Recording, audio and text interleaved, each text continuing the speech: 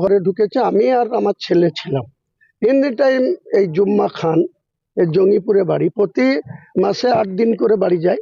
ও আজকে এসছে, আর ও সঙ্গে সঙ্গে বলা নাই কওয়া নাই, ও আমার 100 মিটার দূরে আলাদা একটা বাড়ি আছে, সেই বাড়িতেই সিকিউরিটিরা থাকে। একজন আমার বাড়িতে থাকে নিচে, আর বাকিরা ওখানে থাকে, ড্রাইভার ওখানে থাকে, কেউ হঠাৎ করে গেস্ট আসলে থাকে। কালকে মেদিনীপুর থেকে 3-4 জন এসছে, করিমপুর থেকে 3-4 জন এসছে।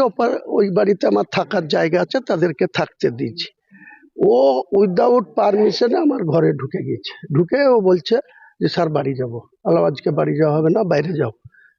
যেই বলেছে, কেন স্যার আমি বাড়ি যাব না, মানে অধিকারে হয়ে গেছে আর কি।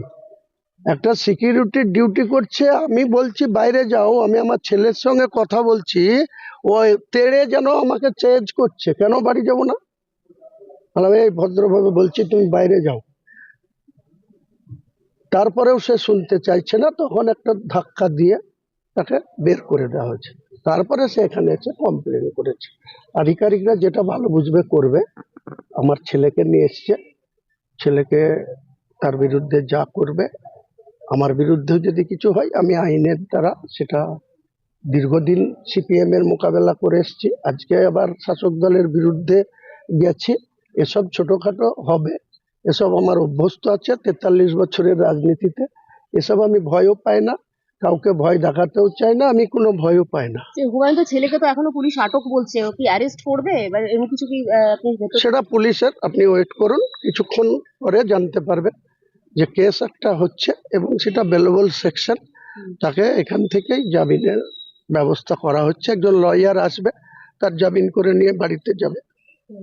তাহলে কি বৃহস্পতিবার আপনার এই মানে যদি মানে বেলেবল সেকশনে যদি না, ওনাদেরকে আমি বলেছি যে সিসি ক্যামেরা আছে আমার বাড়ি, ওনারা যাবে, ওনাদের এক্সপার্টকে দেখেছে, সিসি ক্যামেরা তারা চেক করবে, দেখবে কি ঘটনা ঘটেছে, তারপরে যেটা হবে। এই ঘটনাটা আপনার মনে হলো না যে পুলিশ অতি সক্রিয়, মানে একদম সাথে সাথে অভিযোগ পেলো, সঙ্গে সঙ্গে আপনার ছেলেকে তুলে নিয়ে এলো?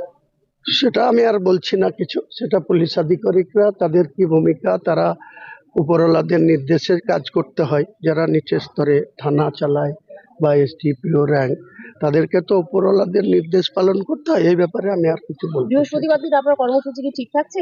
না না না না, এই ঘটনা নিয়ে আমি হিট অফ দ্য মুভমেন্ট যখন জানতে পেরেছিলাম যে আমার বাড়িতে 4 গাড়ি 5 গাড়ি পুলিশ এসডিপিওর নেতৃত্বে গেছে, তখন আমি বলেছিলাম।